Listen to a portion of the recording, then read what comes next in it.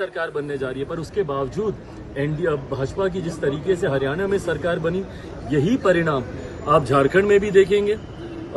23 तारीख को शायद झारखंड में रिजल्ट आ रहा है, 23 नवंबर को आप वहां पर भी देखेंगे, महाराष्ट्र में भी देखेंगे, उसके बाद दिल्ली, और अगले साल इस समय बिहार में भी चुनाव हो रहे होंगे, उसमें भी एनडीए की जीत सुनिश्चित है, कहीं कोई संदेह नहीं। ईवीएम की बैटरी का मुद्दा उठा रही है कांग्रेस। कांग्रेस सिर्फ बहाने ढूंढने का प्रयास करती है। इतनी मेहनत अगर वो आत्ममंथन में करे तो शायद अगले चुनाव में बेहतर प्रदर्शन करे, पर जब तक बहाने पे ठीकरा फोड़ेंगे, कांग्रेस का रिवाइवल नामुमकिन है।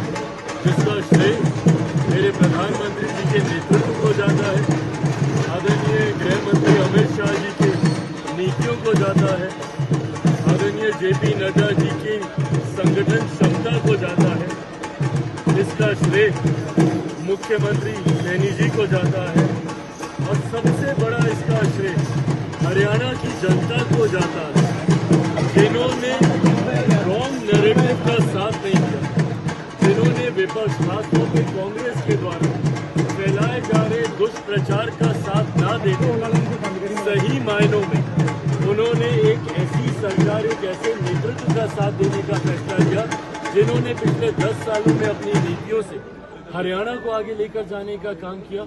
और ये विश्वास एक सहयोगी साथी होने के नाते एनडीए की तरफ से मैं दिलाता हूं कि अगले 5 सालों में भारतीय जनता पार्टी के नेतृत्व वाली ये सरकार हरियाणा के लोगों की उम्मीदों पर 100% खरा उतरेगी, ये वादा करता है। झारखंड महाराष्ट्र पे भी असर पड़ेगा इन चुनाव का? बिल्कुल पड़ेगा, और झारखंड और महाराष्ट्र में ही नहीं, जिस तरीके से प्रधानमंत्री जी के नेतृत्व में देश भर में विश्वास जताए, ये अपने में कोई सामान्य परिस्थिति नहीं है कि तीसरी बार देश में प्रधानमंत्री जी के नेतृत्व में एनडीए की सरकार बन रही है।